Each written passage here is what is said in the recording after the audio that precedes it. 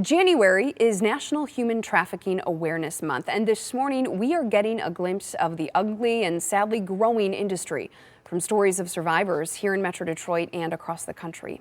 Here now to talk about an upcoming documentary that exposes this problem is Lisa Jackson. She is producer of Men Who Buy Sex, Everybody Pays. Lisa, good morning. Thanks for being here. Good morning, Jen. Thank you. Now, the Wayne County Medical Society produced this documentary. What are you and your team hoping to accomplish when people see it? Well, we're hoping to accomplish educating people about the problem. Most people think it's a third world country problem, and they're not aware how prevalent it is in the United States. And we really want to focus on the buyers, the men who purchase commercial sex, where in the past, I think a lot of people have focused on the traffickers and on the victims themselves. We want to shed light on the buyers because the only way to end it is to stop the demand.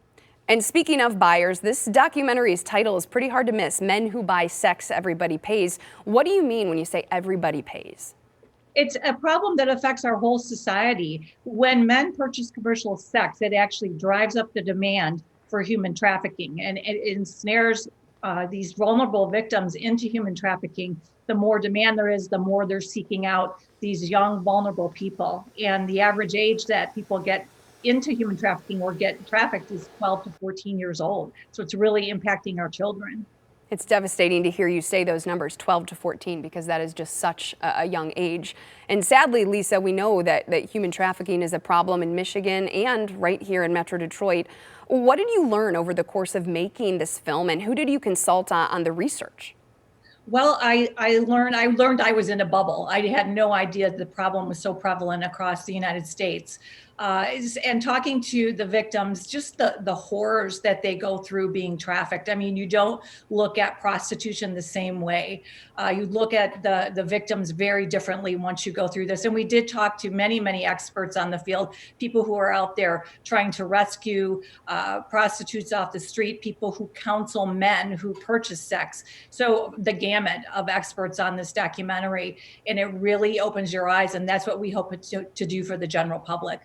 Now, there is such a stigma against sex workers. We know that. What did you learn about the people who fund this dark industry, the people who are paying for this? What kinds of trends are you seeing in regular buyers? Well, it's surprising. Men who buy sex, the average age is probably around 25 to 60. They're usually white collar. They have more disposable income. The professions were anywhere from pastors, police, politician, really could be anybody. And most of them were married. Wow. On top of that. Commercial sex trafficking is a growing industry, as we've talked about around the country. Do you think this film is going to put a dent in this? We hope so. And I think it's just starting out grassroots to educate.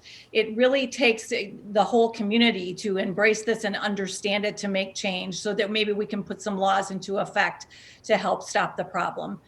You talked about having conversations with survivors during the course of making this documentary. I would imagine that gaining that trust is a really difficult thing to do. Talk to me how you and your team approach those conversations. This is a really difficult thing for these women to talk about.